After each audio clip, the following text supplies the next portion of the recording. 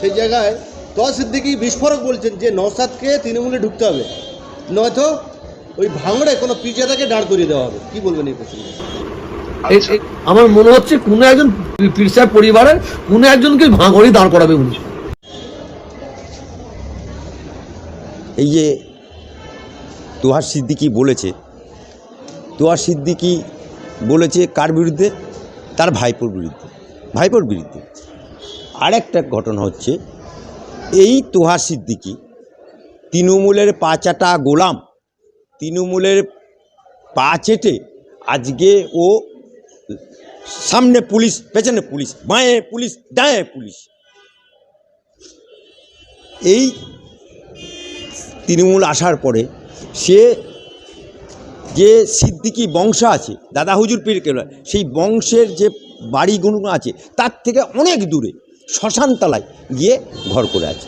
আবার সেই এত বড় বিল্ডিং, যে বিল্ডিংয়ে ঢুকে বেরোতে গেলে 10 টাকা করে টিকিট দিতে হবে। আর তৃণমূল পার্টির কি ও ঠিকে নিয়েছে? না না, আপনাদেরকে নেয়নি, সেটা হচ্ছে আলাদা ব্যাপার। কিন্তু টিকিট কাউন্টার না, বেরিয়ে দুটো ছেলে দাঁড়িয়ে থাকবে, দাদা কিছু দিয়ে যান, দাদা কি আল্লাহকে নাম দিয়ে যান, আল্লাহকে 10 টাকা করে। আপনার টিকিট মানে লিখিত কিছু করে না ওরা, লিখিত করলেই তো বাঁশ কোথা না ঝাড়ে পেছনে লেগে যাবে।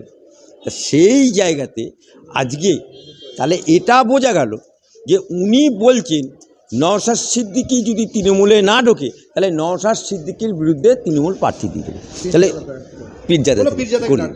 তাহলে নওশাদ মানে তৃণমূল পার্টির উনি কি ঠিকে নিয়ে বসে আছে নাকি? হ্যাঁ, তৃণমূল পার্টির উনি কি মুসলমানদের ঠিকে নিয়ে বসে আছে নাকি? কে কোথায় দাঁড়াবে? তাহলে তৃণমূল পার্টিটা উনি যে করেন এটা উনি নিজে নিজেই ধরা দিয়ে দিলেন।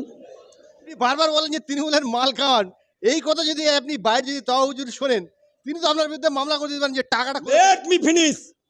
আবার চ্যালেঞ্জ করছি, তোহা সিদ্দিকী 8 ফেল। তোহা সিদ্দিকী না মাওলানা, না ইমাম, না কিছু, শুধু ফুরফুরার নামটা ওর পাশ থেকে সরিয়ে দাও। বাঙালি বাড়িতে বাসন মেজে খাবার যোগ্যতা নেই, সে আজকে সামনে পুলিশ, পেছনে পুলিশ, ডাঁয়ে পুলিশ, বাঁয়ে পুলিশ। What is this?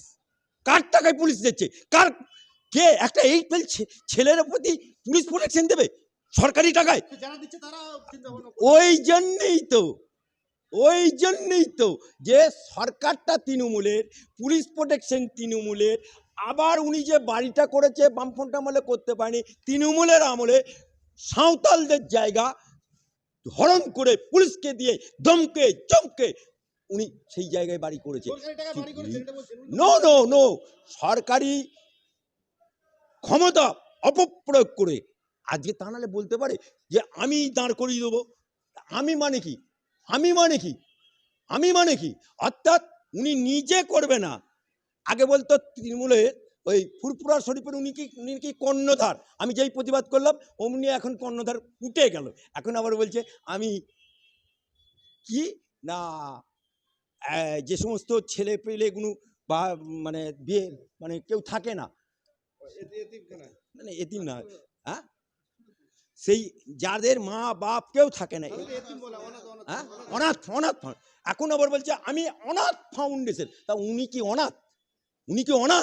আর উনার অনাথ ফাউন্ডেশন কোথায় দেখাতে পারবে যে কটা অনাথ বাচ্চা খাচ্ছে, কটা বাচ্চাকে পরিবেশ দিচ্ছে? অনাথ ফাউন্ডেশন নামে এখন মাল কামাচ্ছে। সুতরাং কুন্তল, আমি নট করে বলছি, কুন্তল ধরা পড়েছে, ওর নাম বলে দিয়েছে, কারণ ওই হারামজাদা তোহা সিদ্দিকের নাম। অতই যদি বাপ্পের বেটা হবে, অতই যদি হালাল রুজি খাবে, অতই যদি এই গুটকা খোরকে বলছি, দেখবেন উনি আমার কাছে ছবি আছে বিভিন্ন মিডিয়ার।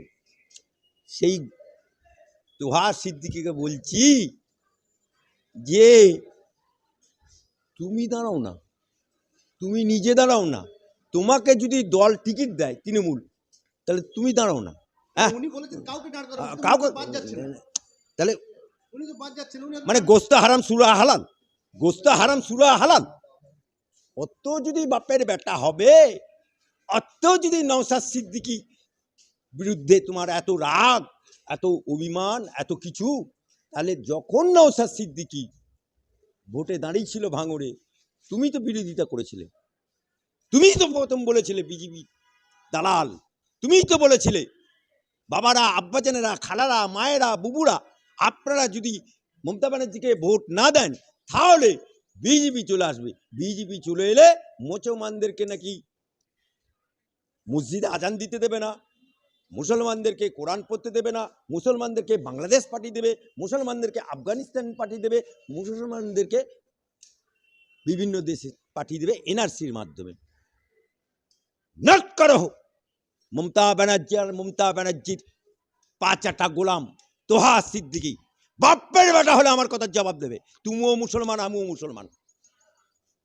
এসো, যেদিনকে দিল্লিতে 27 বছর ধরে 15% মুসলমান দিল্লিতে বাস করে, বিজেপিকে হারানোর জন্য মুসলমানরা 27 বছর ধরে বিজেপিকে হারানোর জন্য ভোট করলো। এই প্রথম তারা সবকা সাথ, সবকা বিকাশ, সবকা বিশেষের উপর ভরসা করে গদগদ মুসলমান এলাকায়, গদগদ মুসলমান বিধানসভায়, গদগদ মুসলমান বুথে বিজেপি জিতে গেল, বিজেপি জিতে গেল।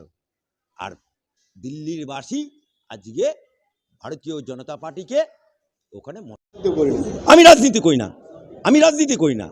অর্থাৎ গোস্ত হারাম, গোস্ত আমি খাবো না, সুরুয়া খাবো। অর্থাৎ তৃণমূলের কাছে মাল কামাবো, কাউকে দাঁড় কাটবো। ও কি তৃণমূলের মানে সৃষ্টিকর্তা নাকি? ও তো হচ্ছে তৃণমূলের পাঁচাটা দালাল। সাধারণ সম্পাদক আরো বড় বড় পদ দিচ্ছে, মানে সার্টিফাইড যেটা ক্রিমিনাল তাকে দলের এত বড় পদে বসাচ্ছে। এটা থেকে বার্তা এটাই দিচ্ছে যত অন্যায় করবে তোমরা কোনো অসুবিধা নাই, শুধুমাত্র তৃণমূলের সিম্বলটাকে সামনে রাখো, সব তোমাদের মাপ হয়ে যাবে। তবে এর জবাব মানুষ দেবে আগামী 2026 সালে। 2021 সালে সাম্প্রদায়িক সম্প্রীতিতে বিশ্বাসী মানুষজন বিজেপির বিভাজনের রাজনীতিকে প্রত্যাখ্যান করে তৃণমূল কংগ্রেসকে বেছে নিয়েছিল।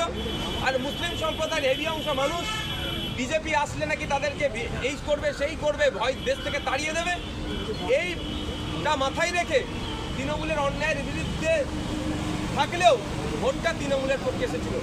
এই 4 বছর তৃণমূল বিজেপির বাইনারিটাকে, তৃণমূল বিজেপির বোঝাপড়াটাকে, যেমন সাম্প্রদায়িক সম্প্রীতিতে বিশ্বাসী যারা বিশ্বাসী তারা সহ মুসলিম সম্প্রদায়ের মানুষ ভালো করে বুঝে নিয়েছে।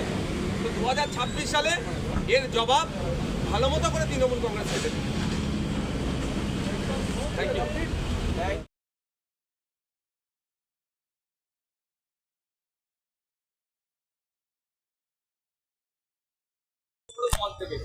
নটোরিয়াস ক্রিমিনাল বলে National Human Rights Commission Shaukat মোল্লাকে দেখে দিয়েছে। মমতা ব্যানার্জি তাকে বলেছেন তুই তো বোম্বা দিস। সে এখন তৃণমূল কংগ্রেসের রাজ্যের